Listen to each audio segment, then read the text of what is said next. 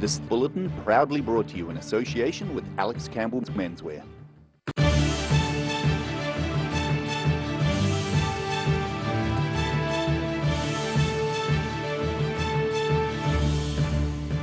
Tonight on the South Today, around 10,000 people take the opportunity to receive their vaccinations in Dunedin as part of nationwide events at the weekend. A man is remanded in custody following a shooting in Karitane while the victim remains in hospital. And there's a new barber shop in suburban Dunedin whose proprietor learned to cut hair while doing time.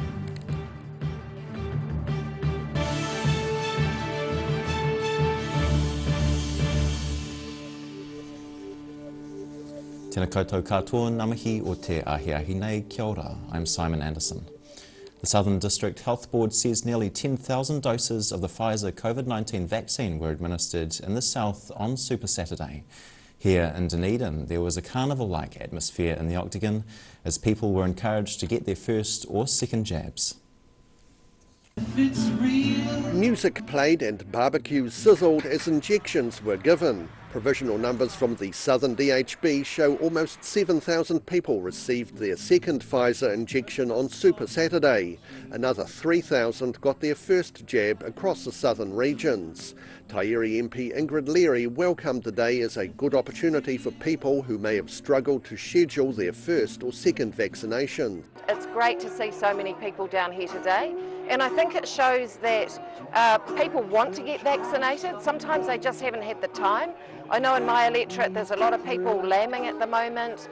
They're busy on their farms. It's a bit further to get to some of the clinics. So the Southern DHB's done a great job now in saying, okay, we've got to get the clinics to the people, and that's what today's about. The goal for Super Saturday was to achieve a 90% vaccination rate among the eligible population. The Ministry of Health says 85% of New Zealanders have now received one dose of the Pfizer vaccine, with 65% of the population now fully vaccinated. It is a bit of a race against time. I think if we want to keep our collective freedoms, we need to be all getting vaccinated, and it's only going to work with those high numbers, and that's what we need to do. So for anybody out there who hasn't either got their first or second vaccine, do it now, don't wait, now's the time, and then we will be able to continue to have those freedoms that we've had that many other countries haven't. The Octagon vaccination event was one of 70 sites across the southern region offering vaccinations on Super Saturday. In Dunedin, the South Today.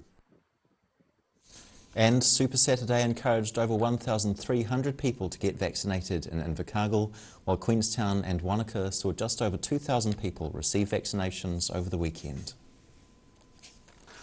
Super Saturday vaccination clinics were a success across the wider south, with plenty of people lining up for their first or second jab at places such as the former Mitre 10 store in Wanaka, which has been operating as a drive-through clinic off and on over the past few months.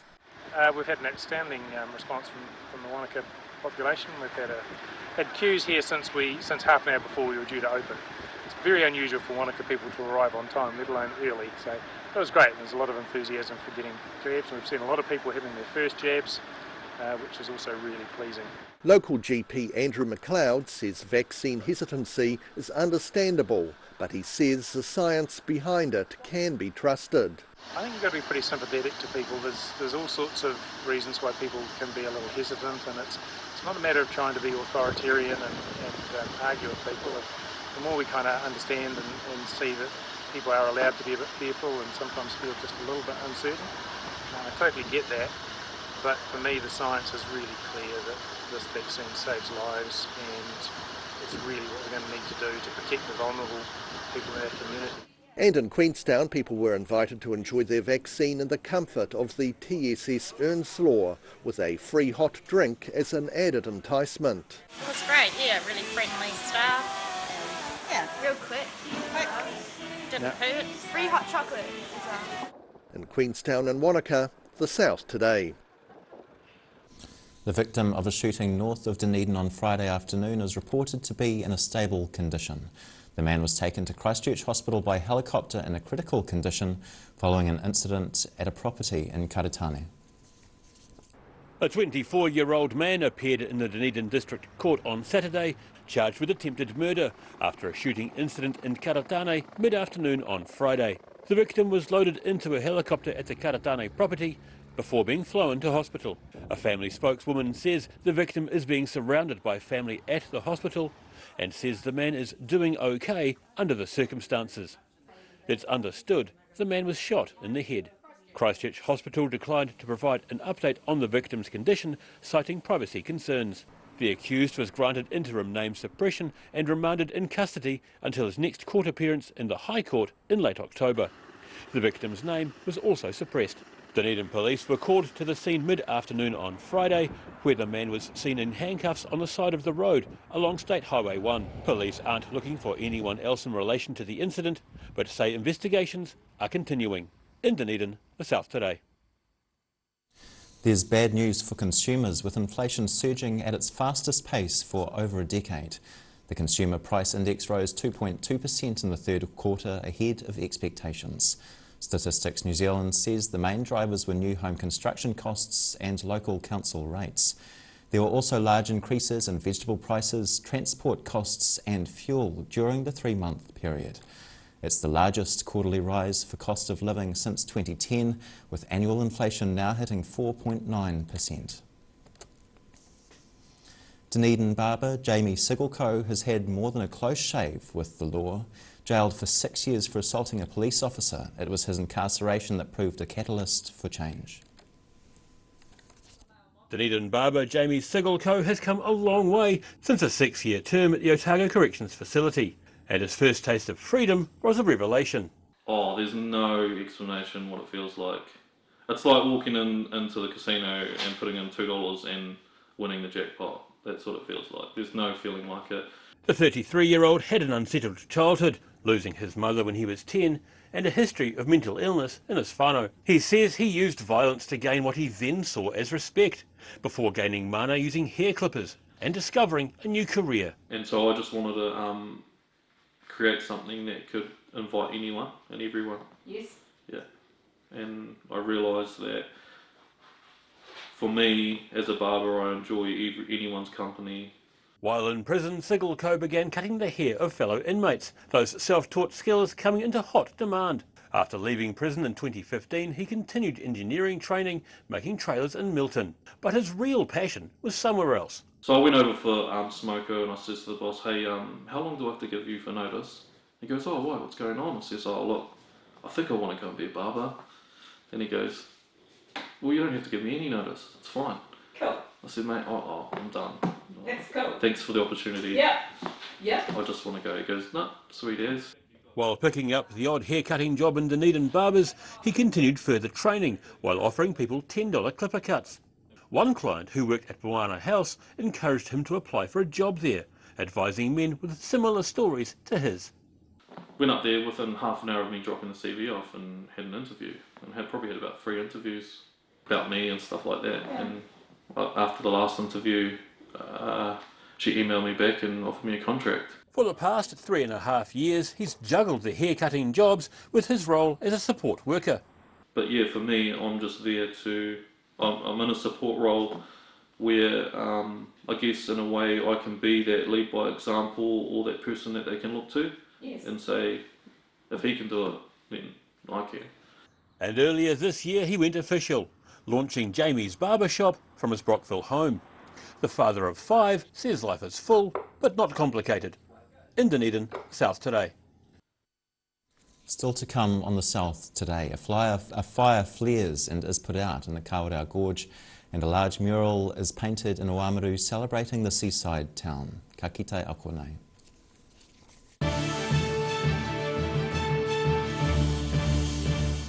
Inside are all sorts of innovations from all over China.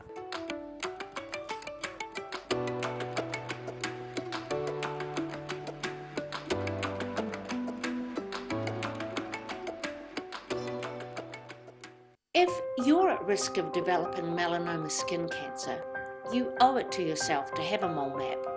Mole map is coming to your area. Phone today to make an appointment. It could save your life. Every reason season, every season, we're proud to dress the region. Alex Campbell Menswear, it fits.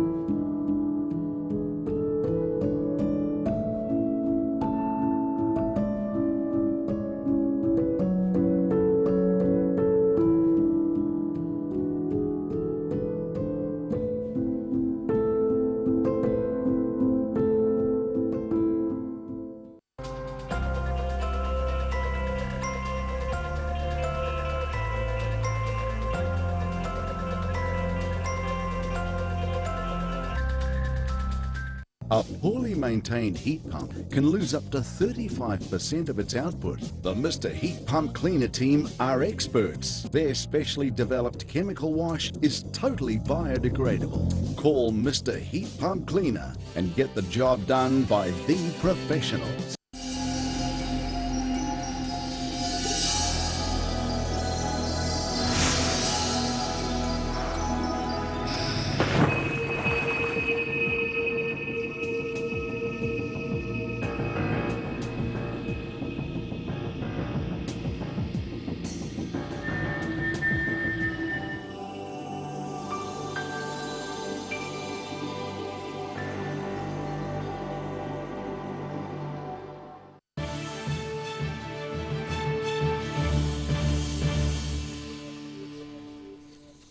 No mai anō, welcome back. A roadside vegetation blaze broke out between Cromwell and Queenstown late on Sunday morning. Fire crews were called to the scene near Roaring Meg in the Kawerau Gorge on State Highway 6 shortly before midday on Sunday. 6 fire engines, 2 tankers and a pair of helicopters with monsoon buckets fought the out-of-control fire at its peak. The state highway was reduced to a single lane while crews worked on the fire, traffic moving slowly as motorists were warned to expect delays. Fire and Emergency New Zealand says the fire was brought under control by early afternoon. A memorial oak has been planted in Omaru for Private Frederick Whitaker, a soldier who was killed at the Somme battlefield in 1918. 9-year-old Rio and 7-year-old Liv Pringle helped plant the new memorial oak tree on Friday for the great-great-great-uncle. He was just 23 when he was killed while serving. The memorial oak scheme was established at the end of World War I to honour the more than 400 soldiers from North Otago who answered the call to arms and never returned. Oaks were chosen as a symbol of those who served king and country and now lie buried in a foreign land. A previous oak planted for Private Whitaker had to be removed 3 years ago due to damage. A group of half a dozen artists picked up their paintbrushes over the weekend to create a new mural in Omaru. Based on a seaside theme, the large mural is one of the first to appear in the North Otago town. Fine weather over the weekend was a blessing for these mural painters in Omaru. The collaborative outdoor artwork was coordinated by local artist John Wicks, who chose Oamaru's harbour as its theme. To me, this is a view that I've seen ever since I was a little boy, fishing at the harbour, hanging out down there as a kid, even now, sitting at the Galley Cafe. It's just it's an iconic view. The North Otago town's well known for its Victorian precinct, but Wicks says this mural was a chance to show off some of the other local attractions. I think, Omaru is historic. It's one of the oldest towns in New Zealand. The old buildings, the architecture is a huge part, but I just wanted to step sideways from that and do something else that people can look at and go, hey, that's Omaru. The mural was created as part of the Waitaki Arts Festival, with Wicks hoping more will spring up in the future to add some colour to the town. One thing I feel Omaru is really lacking. We have so many artists, so many people that want to make things and do make amazing things, but you look around and there's just a lot of bland walls, and we are on a mission now to transform as many walls as we can. Half a dozen different painters were involved in putting the mural together, being encouraged to enjoy the creative experience. for a lot of people. This is their first mural that they've done, so they were really scared when going into it. But I said to them, no, look, it'll be a lot of fun. You've all got your own amazing individual skill sets, and I think it'll really work well together. And we did. We've achieved something really cool. It's really bright and really modern, and we can't wait for the next one. The mural's one of many events in the Waitaki Arts Festival, which is set to run until next Sunday. In Omaru, the South today. After the break on the South today, forget the tank engine. A ride-on train called Thomas has been given a new lease on life in central Otago, and we have your weather heading into the week. Hea koko ake nei.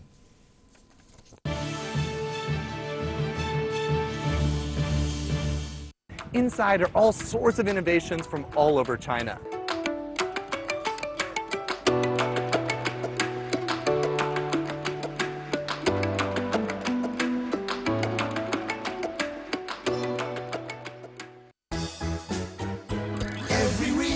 Every season, we're proud to dress the region.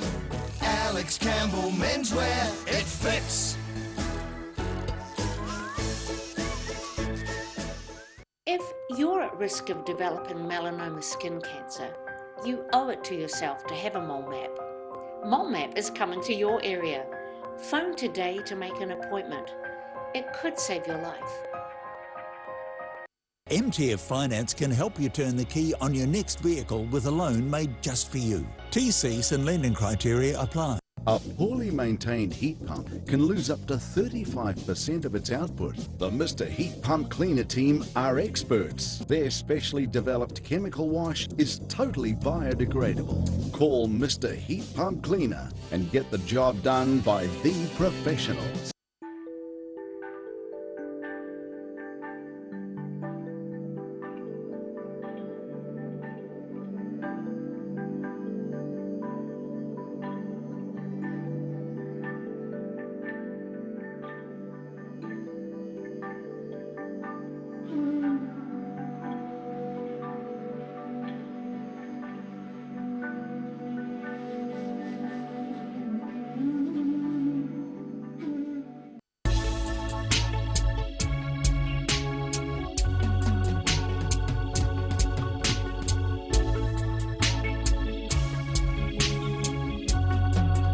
What have you got? Okay.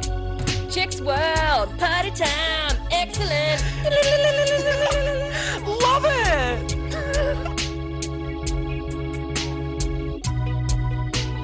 Chicks World. Chicks World. Right.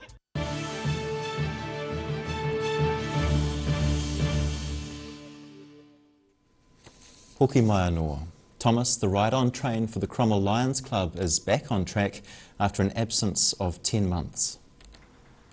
The train has been rejuvenated with a new tractor body and fresh coat of paint after breaking down on the final ride of Santaland last year.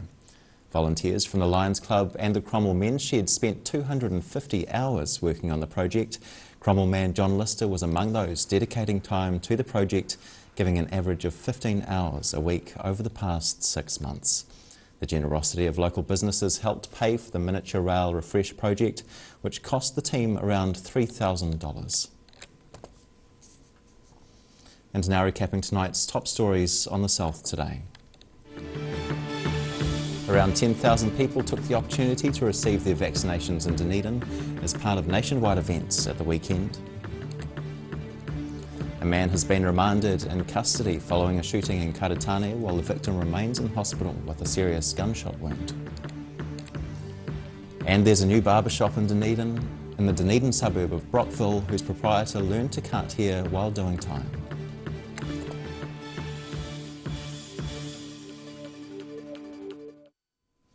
And now to have a look at what's happening in tomorrow's ODT, we welcome Associate Editor Joe Simpson. Kia ora, Joe. Hi.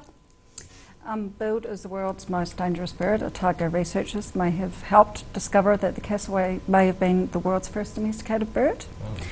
So search for the ashes of legendary Otago cricketer Bert Sutcliffe continues at the old Carisbrook Stadium site as construction begins. And Fat Cat Max, who saved his family from a house fire in Balclutha by sitting on his dad's head, has returned a hero. Wow, go Max. Thanks. Thanks, Joe. And time now for a look at the weather.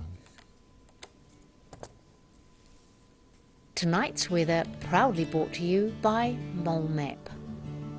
Beginning with the southern view, finding the blue sky amongst the grey.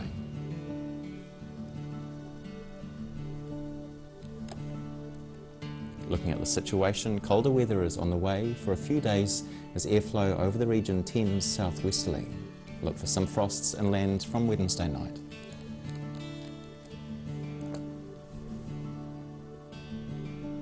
Looking at the northwest of the South Island, it's showers and 15 degrees for both Westport and Greymouth.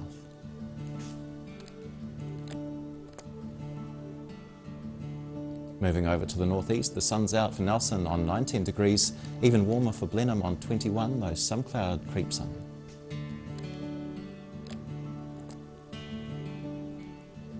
And moving down the Canterbury coast, partial cloud for Kaikoura and Christchurch too, while Ashburton sees rain. However, all centres reaching 18 degrees.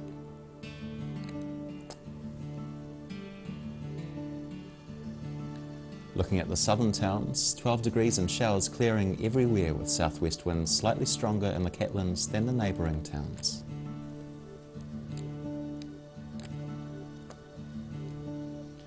Travelling westwards to the Central Lakes, a southwesterly change affects this region. Showers come and go in Te Anau and Alexandra, while they may or may not arrive in Wanaka and Queenstown. Te Anau reaches 11 degrees, Alexandra 15, while Wanaka and Queenstown settle on 14 degrees.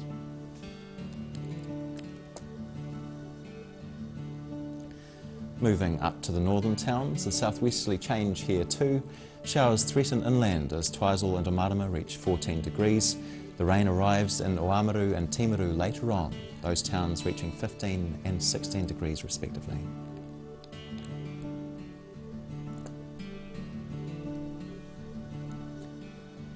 In Dunedin, northerly winds return tonight as cloud increases, an overnight low of 10.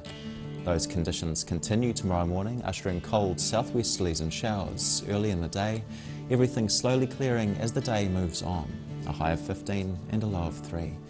And Wednesday welcomes sun along with some cloud and moderate southwest winds, a high of 12 and a low of 2 degrees.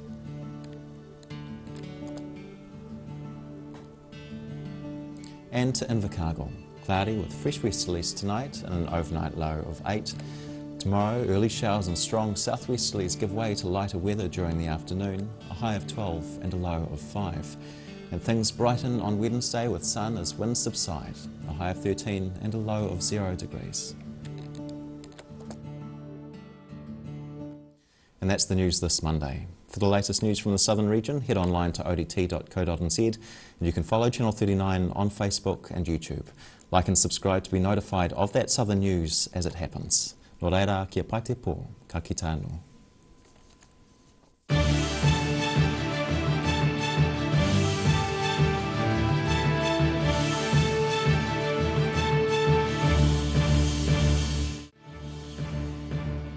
This bulletin proudly brought to you in association with Alex Campbell's Menswear. Supporting local content so you can see more of New Zealand on air.